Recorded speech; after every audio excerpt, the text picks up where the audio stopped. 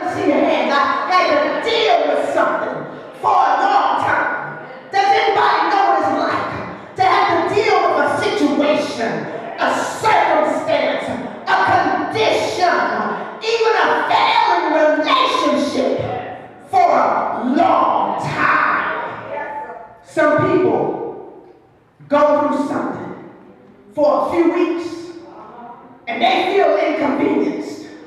Other people go through something for a few months and you hear them say, man, it's rough.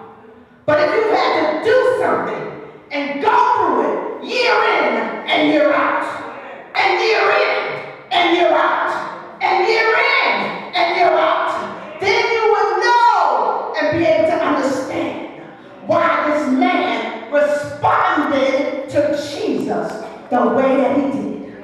It wasn't that he did not want to be healed. It wasn't that he was making excuses.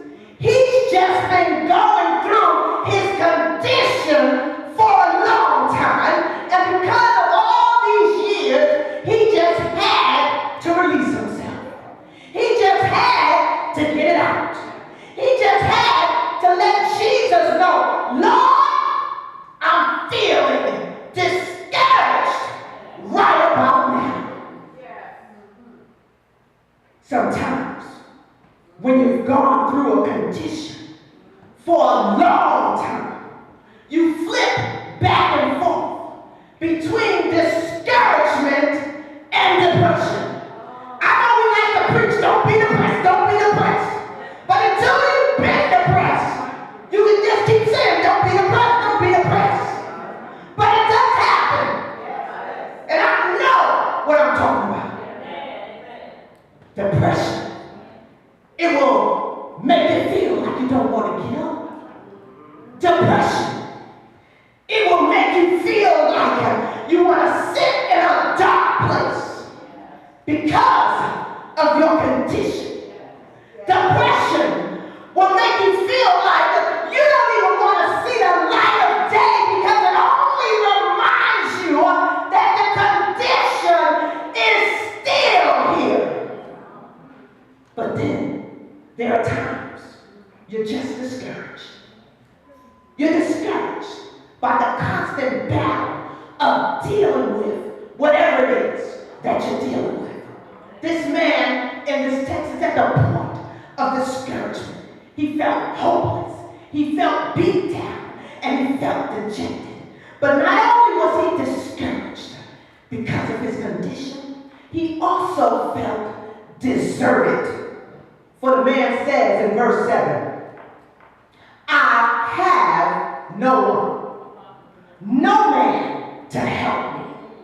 We don't know how many times that man had been to that pool, but over the course of 38 years, I don't believe this was his first time. And maybe over the course of 38 years, there may have been somebody that he thought he could depend on. But I don't know. But one thing I do know for sure, and I know it from experience, when you've gone through something for a long time, after a while, those friends who were hanging in there with you, they begin to drop off. The phone calls stop coming. The visits stop coming. The hanging out stops happening. Friends begin to drop off because they are tired of dealing with you and your condition. I had some friends that I don't have anymore because they got tired of my dependency, tired of my hopelessness, tired of my inability to take care of myself. And as a result, sometimes we are left feeling deserted. Like no one cares. No one's concerned about me. If I were to disappear from church, nobody would even notice me. Look at this man. The Bible says that he's by that pool, surrounded by people. Not just a few folks, but the Bible says he's surrounded by a multitude of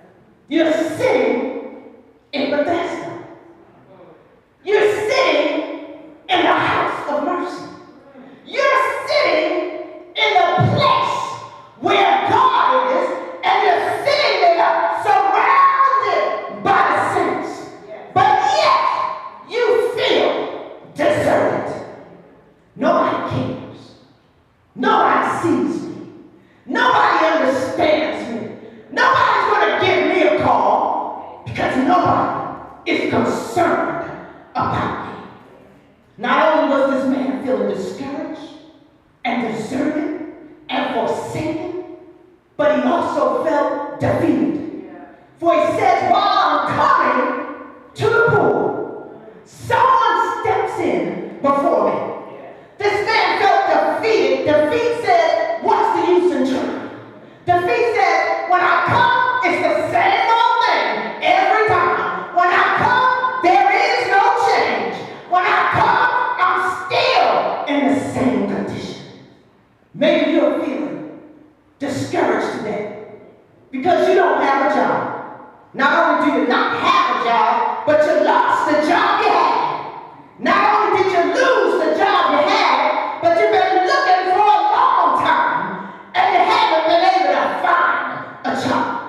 And you're discouraged. Maybe you feel defeated because of your finances. And because of your finances, your friends are dropping like flies because they don't want to be around you because they're scared you might ask them for a few bills, a few bucks.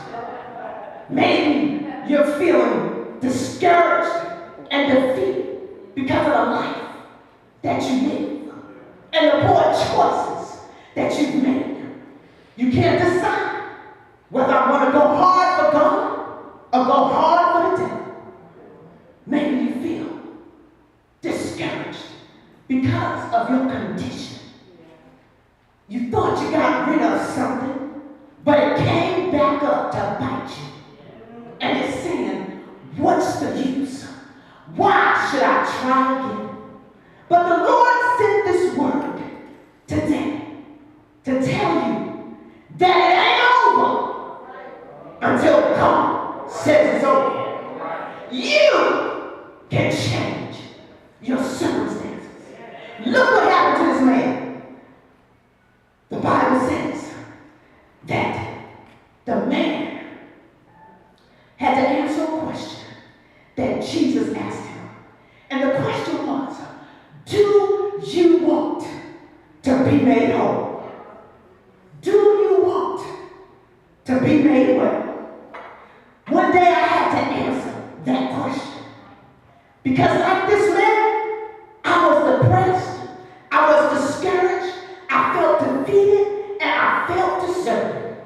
But I made up in my mind that my son's condition didn't have to be his conclusion.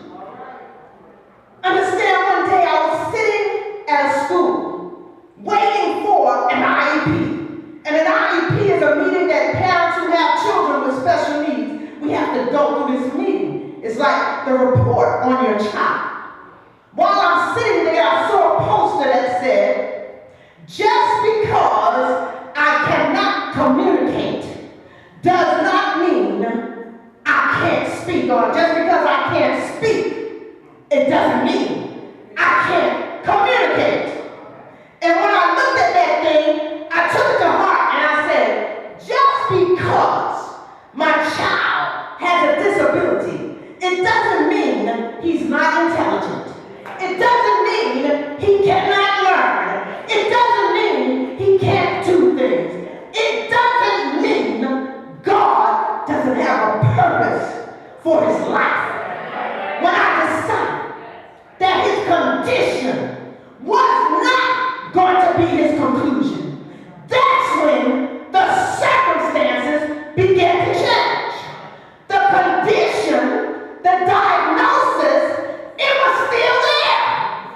But the circumstances changed, our attitude changed, our outlook changed, our faith level changed when we decided it ain't over. Jesus asked the man, do you want to be healed? I'm asking you today, do you want to change? Do you want to be delivered? Do you want to change in your life? Do you want something different in your life? A lot of times we want things different. We want things around us to change. We want the people around us to change. But the reality is, until you and I do something different, nothing different's going to happen. If we keep doing the same thing, we're going to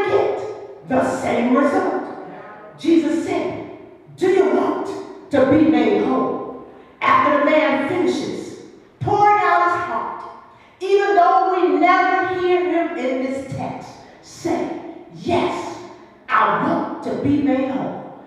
What happens after that question is proof to us that this man did something that everybody in here needs to do.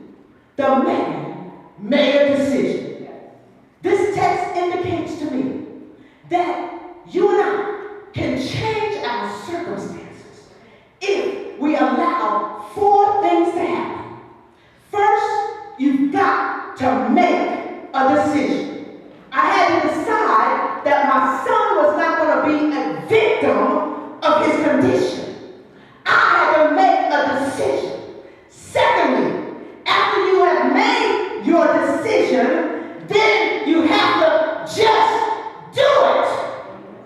I asked somebody to do something for me this morning, and they said that they would. But when you make a decision, you have to just do it. Because if you stop to think about it, you won't do it. The man, Jesus said to him, rise.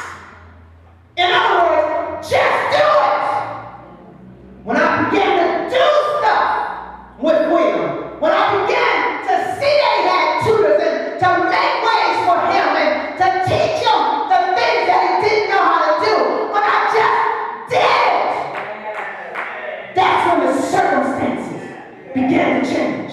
I remember one time I put him on a little league team and he didn't know how to run the bases, so I took him by his hand and I ran the bases with him. Was it fair? I don't know, and I don't care, because I made up in my mind he wasn't going to be a victim of his condition. After you just do it, then the Bible says the third thing you have to do is not let anything derail you from a decision that you made.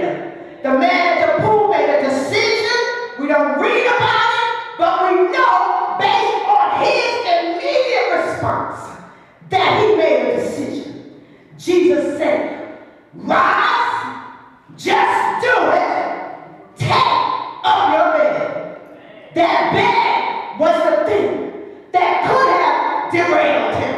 It was the thing that could have drawn him back to being discouraged, defeated, and deserted. But Jesus said, pick up your stuff. Don't leave it there, because it may draw you back to where you were. When I decided to follow Jesus and to leave the world, I had to get rid of some things.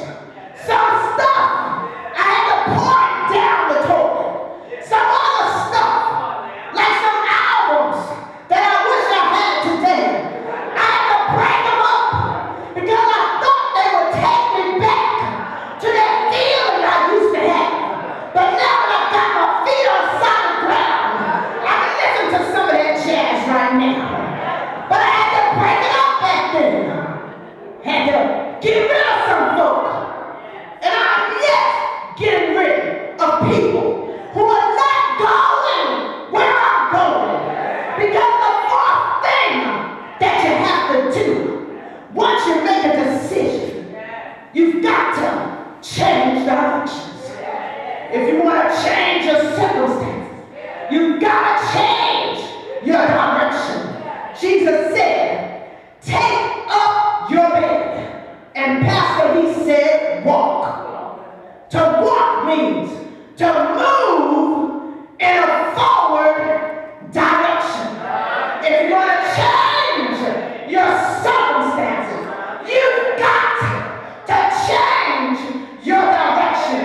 You got to change your mind. You got to change your attitude. You got to change your love life. You got to change what's important to you. And you got to walk and move in a forward direction. The Bible says this man had to wait 38 years, long years, for his condition to change. But I'm encouraged today just to know that Jesus was born for that condition. And he wasn't